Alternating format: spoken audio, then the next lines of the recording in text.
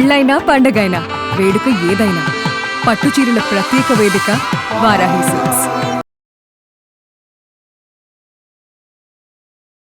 నమస్తే, welcome to Suman TV. నేను పద్మిని. ప్రస్తుతంతో పాటు ప్రముఖ ఆధ్యాత్మికవేత్త, ఆస్ట్రోన్యూమరాలజిస్ట్, ఎనర్జీ వాస్తు స్పెషలిస్ట్, శ్రీ విద్యోపాసకురాలు శ్రీమతి జయప్రద గారు మనతో పాటు ఉన్నారు. మాట్లాడదాం. నమస్కారం అండి. నమస్తే అమ్మ. శ్రీమాత్రే నమః. ఎలా ఉన్నారు? చాలా బాగున్నారు అన్న. చాలా బాగున్నారు, చక్కగా. రైట్. ఇక ద్వాదశ రాశులకి కూడా గురువు ఎటువంటి ఫలితాలు ఇస్తున్నారో ఇప్పుడు తెలుసుకుందాం. తప్పకుండా. మరి మకర రాశి వారికి గురువు ఎటువంటి ఫలితాలను ఇవ్వబోతున్నారండి? మకర రాశి వారికి సప్తమ స్థానం గురువు. అందువల్ల ఏంటంటే మంచి ఫలితాలు ఇస్తారు. ఎందుకంటే ఉద్యోగాల్లో కానీ వ్యాపారాల్లో కానీ మార్పులు జరగడము, ఆ మార్పులు జరిగి వీళ్ళకి మంచి ఉన్నతమైన స్థానాల్లో కలగడము, ఎక్కడ అగౌరవంగా అయిందో వీళ్ళకి అక్కడ గౌరవం రావడం, ఇవన్నీ జరిగే అవకాశాలు కనిపిస్తున్నాయి. ఎందుకంటే కర్కాటక రాశిలో గురువు వీళ్ళకి సప్తమ స్థానం అవుతుంది. దానివల్ల ఏంటంటే ఎమోషన్ బాండింగ్ ఉండే సంస్థల్లో వెళ్ళడం అవుతుంది. అంటే ఏంటంటే ఎదురు పని చేస్తామని డబ్బులు ఇచ్చాను పంపించేసాను అన్నట్టు కాకుండా ఆయన వర్క్ చేసినందుకు వాల్యూ ఉంది కదా అని చెప్పి అవతల వాళ్ళు ఫీల్ అయ్యే అవకాశం.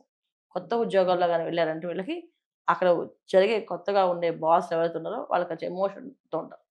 అందువల్ల ఏంటంటే వీళ్ళకి మంచి ఫలితాలు అని చెప్పచ్చు. చక్కగా ఉద్యోగాల్లో మార్పులు కానీ, వ్యాపారంలో మార్పులు కానీ, వ్యాపారం చేద్దాం అనుకునే వాళ్ళకి కానీ అనుకూలత కానీ, ఇవన్నీ కొన్న వీళ్ళకి గురువు ఒక మంచి ఫలితాలు ఇస్తారు. వీళ్ళకి ఎప్పటి నుంచో ఏదో చూస్తున్న వీళ్ళకి ఒక మంచి ఆశ అని చెప్పచ్చు గురువు గారు. ఎందుకంటే ఈ స్థానంలో రావడం వీళ్ళకి మళ్ళీ మళ్ళీ ఆ స్థానంలో గురువు గారు రావాలంటే 12 ఏళ్ళు పట్టేస్తుంది. అవును. సో వాళ్ళ కష్టాలు తీర్చుకునే మార్గం గురువు ఒక్కటే సోర్స్. సో ఏంటంటే వీళ్ళు కాస్త ఎమోషన్గా మాట్లాడలేదు. అవతల వాళ్ళు చాలా దైవం అంటే ఇప్పుడు చాలా మందికి మకర రాశి వాళ్ళకి ఏంటంటే భగవంతుడి మీద పెద్ద నమ్మకం ఉండదు, ప్రాక్టికల్గా నమ్ముతారు. భగవంతుడు అంటే పొద్దున్న లేచాం, దండం పెట్టుకున్నాం, పూజ చేసాం, అంతవరకే చాలు. మరి ఆయన వెళ్ళి నాకు అది ఇవ్వు ఇది ఇవ్వు అన్ని ఆయన అడగకూడదు అనే తత్వం అనమాట. అంటే చేసాం కదా, మనం చేసేది చేస్తాం, ఆయన చేసేది ఆయన చేస్తారు.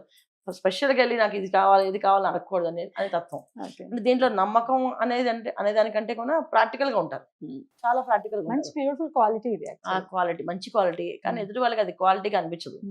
అది ఏంటి ఎలా అంటున్నారు బస్. ఎందుకంటే వీళ్ళు మాట్లాడే విధానం కొంచెం అగ్రెసివ్ గా ఉంటుంది.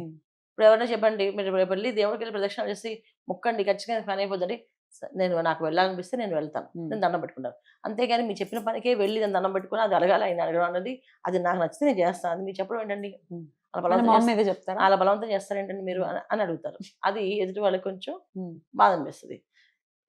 ఈ తత్వం వల్ల వాళ్ళకి నమ్మకం లేదేమో అనిపిస్తుంది. కానీ వాళ్ళకి భగవంతుడు బాగా నమ్ముతారు, కానీ మిగతా మనుషులు చెప్పే మాటలు నమ్మరు, భగవంతుని నమ్ముతారు. ఎందుకని కర్కాటక రాశి వాళ్ళలో ఇప్పుడు కర్కాటక రాశి బాసులు వీళ్ళకి వస్తారు కనుక ఇప్పుడు వాళ్ళు చెప్పింది నమ్మాలి వీళ్ళు. అవునండి, నేను పొద్దున్నే గుడికి వెళ్ళి దండం పెట్టుకు వచ్చాను ఖచ్చితంగా అని చెప్తే వాళ్ళు హ్యాపీ. సార్ నేను వెళ్ళాలంటే నేను వెళ్తాను కదా, మీరు చెప్తే నేను వెళ్ళాలంటారు, అలా వెళ్ళాను సార్ అంటే వాళ్ళు బాగా ఫీల్ అవుతారు. అదేంటి దీనికి ఏ ఎమోషన్ లేదంటే ఏం చెప్తాను చెప్పేసి. అందుకే కొత్తగా వచ్చే పరిచయాలు, కొత్త పరిచయాలు అన్నీ కూడా ఒక ఎమోషన్తో పరిచయం అవుతారు. ఆ ఎమోషన్ వీళ్ళు క్యారీ చేస్తే వీళ్ళు అదృష్టవంతులు. లేదా ఆ ఎమోషన్ మనతో సంబంధం లేదు, నా ఎమోషన్ నాది ఇంపార్టెంట్ అనుకుంటానా, సేమ్ యథావిధిగా తన జీవితంలో ఏ మార్పు ఉండదో అలాగే జరుగుతుంది. సో ఇప్పుడు మకర రాశి వాళ్ళకి కర్కాటక రాశి వాళ్ళ కాంబినేషన్స్ ఏంటంటే ఇది పూర్తి ఎమోషన్, ఇది పూర్తి ప్రాక్టికల్. ఈ ప్రాక్టికల్ నుంచి ఎమోషన్కి వీళ్ళు మారాలి. మారితే వీళ్ళ అదృష్టాన్ని ఇంకా ఎవరు కూడా అంతుపట్టలేరు. అంత బ్రహ్మాండంగా ఉంటుంది అదృష్టం, బాగుంటుంది. ఆరోగ్యం ఎలా ఉంటుందండి మకర రాశి వారికి? ఖచ్చితంగా ఆరోగ్యం విషయంలో చాలా జాగ్రత్తగా ఉండాలన్న. బాగుంటుంది ఆరోగ్యం. కాకపోతే అంటే వీళ్ళకి ద్వితీయ స్థానంలో రాహు ఉండడం వల్ల తెలియకుండానే ఏదో ఒక ప్రాబ్లం అనేది వస్తుంది. అది ఆహారం వల్లే వస్తుంది. తెలియకుండా ఏదైనా తిన్నాం అనుకోండి, అది పడక స్కిన్ ర్యాష్ లా వచ్చి, స్కిన్ ఎలర్జీలా వచ్చి, ఫుడ్ పాయిజన్ అయ్యే అవకాశాలు ఎక్కువగా ఉంటాయి కనుక తీసుకున్నప్పుడు కొంచెం పాటించడం నియమాలు ఏంటంటే ఆహారం బయట తినకుండా ఇంట్లో తినడం, మాక్సిమం ఇంట్లో తినడం అనేది వీళ్ళకి మంచి కలిసి వస్తుంది. ఈ బయట తినే ఆహారం వల్ల కదా, ఆయిల్స్ వల్ల కదా ఇబ్బందులు వచ్చేవి. ఈ వీళ్ళకి ఆ ప్రమాదం అనేది రాహు ఒక్క ప్రమాదం వల్ల ఉంది. ఏదో ఒక మాయలపడి ఇబ్బంది పడేది, అదొక్కటి తప్ప మిగతా విషయంలో బాగుంది. మరి ఈ విషయాల్లో కూడా సానుకూల ఫలితాలు ఉండటం కోసం ఎటువంటి ఆరాధన చేసుకోవాలి వీరు? వీళ్ళు ఖచ్చితంగా గణపతిని ఆరాధన చేసుకోవాలి. ఖచ్చితంగా గణపతి ఎక్కువ ఆరాధన చేయడం వల్ల వాళ్ళు ఎదుటి వాళ్ళు మాట్లాడేటప్పుడు ఏం మాట్లాడాలో వీళ్ళకి ఆలోచన, ఆ శక్తిని ఆయన ఇస్తాడు. జనరల్గా వీళ్ళు మాట్లాడుతున్నారు కానీ అది అందరికి నచ్చదు. ఇప్పుడు కర్కాటక రాశిలో గురువు ఉన్నంత కాలం వీళ్ళకి జరిగే ప్రతి ఒక్క మనుషులు ఎక్కువ ఎమోషన్ తోటి పరిచయం అవుతారు. వీళ్ళు చాలా ఎమోషన్ వాళ్ళు. సో వాళ్ళు తగ్గట్టుగా మనం మాట్లాడాలి అంటే గణపతి ఆరాధన గట్టిగా చేస్తే వీళ్ళు చాలా గట్టిగా పొద్దున్నే తెల్లవారుజామున లేచి 4కి స్నానం చేసేసి 5 నుంచి 6 లోపు గణపతిని ప్రార్థన చేయడం వల్ల ఆ రోజంతా వీళ్ళకి అన్ని అనుకూలంగా జరిగే అవకాశాలు ఉన్నాయి. Right. వీళ్ళు ఆ పని ఈ మాసం అంటే గురువు కర్కాటక రాశి ఉన్నంతకాలం చేస్తే వీళ్ళ జీవితంలో వీళ్ళు చూడలేనన్ని మార్పులు వీళ్ళు జరగలుగుతారు. అలాగే మంచి మార్పులు. జయప్రద గారు, గురువు యొక్క మార్పు జరగబోతోంది. రేపు జూన్ 2వ తారీఖున గురువు కర్కాటక రాశి ప్రవేశం జరగబోతోంది. మరి దీని ద్వారా ద్వాదశ రాశులకి కూడా గురువు ఇచ్చే ఫలితాలు ఎలా ఉంటాయో మీ ప్రొడిక్షన్స్ ద్వారా తెలుసుకోవాలనుకుంటున్నాను.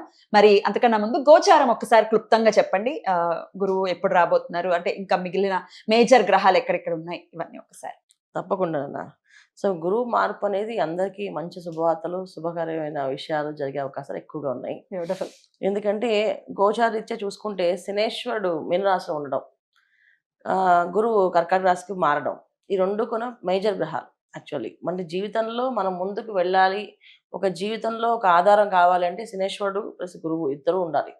వీళ్ళిద్దరు అనుగ్రహం ఏంటంటే ఈయన క్రమశిక్షణ నేర్పిస్తాడు, ఈయన సంతోషంగా ఉండాలని నేర్పిస్తాడు. సో ఎలా చేసుకోవాలో నేర్పిస్తాడు. అందుకని ఈ 2 గ్రహాలు కాంబినేషన్ ఈ మధ్యన ఏంటంటే ఈ మధ్య కాలంలో చాలా చాలా అద్భుతమైన ఫలితాలని ఇస్తుంది అందరికీ, అన్ని రాశుల వాళ్ళకి. ఈ ఒక్క రాశి అని కాకుండా మనం ఒక్కొక్క రాశి తర్వాత ఇప్పటికీ చెప్తాం, కానీ అన్ని రాశులకి ఫలితాలు బాగుంటాయి. రాహుకేతువులు ఒకరు, రాహుకేతువులు ఇద్దరు కొన్న కాంబినేషన్స్ ఏంటంటే కేతువు అనే సింహరాశిలో ఉండడం ఒక విధంగా మంచిది, చెడైతే కాదు. అలాగే రాహు కుంభరాశిలో ఉండడం కూడా మంచిది, చెడైతే కాదు. కాకపోతే ఏంటంటే కొన్ని రాశులకి అవి యాంటీగా పనిచేస్తాయి. కానీ ఇప్పుడున్న కాలగమనంలో ఈ 4 గ్రహాలు కాంబినేషన్ అనేది ఒక అద్భుతంగా పనిచేస్తాయి. అది చాలా విషయాల్లో మనకి ముందు ముందు వెళ్తున్న కొద్దీ చెప్తూ ఉంటాం మీకు అన్ని విషయాలు. తప్పకుండా రాశుల వారీగా మనం మాట్లాడుకుందాం. ఒక బంగారం విషయం ఒకటి చెప్పండి, మళ్ళీ ఇంకేమైనా పెరుగుతుందా ఉచ్చ స్థితిలోకి మరి గురువు వెళ్ళటం రీత్యా?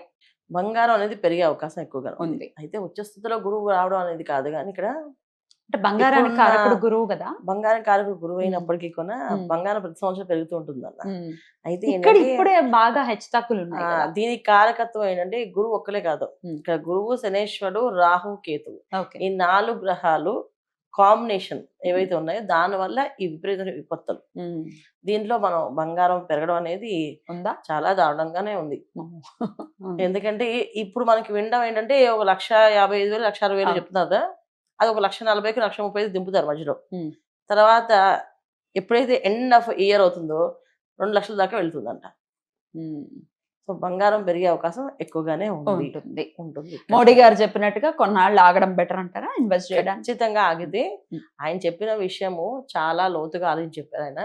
నిజంగా ఇది మనకు సందేశం కూడా. ఎందుకంటే ఒక బంగారమే కాదు, చాలా ఈ రవాణా సంబంధించిన వస్తువులు ఏవైతే ఉన్నాయో మనకి మొబైల్స్ తీసుకోండి, తర్వాత పెట్రోల్ డీజిల్ తీసుకోండి, ఇవన్నీ తగ్గించడం వల్ల మన భవిష్యత్తుకి మన పిల్లలకి మనం మంచి దారి చూపించే మనం అవుతాం. లేకపోతే అన్యాయంగా బలైపోయిన మనం అవుతాం.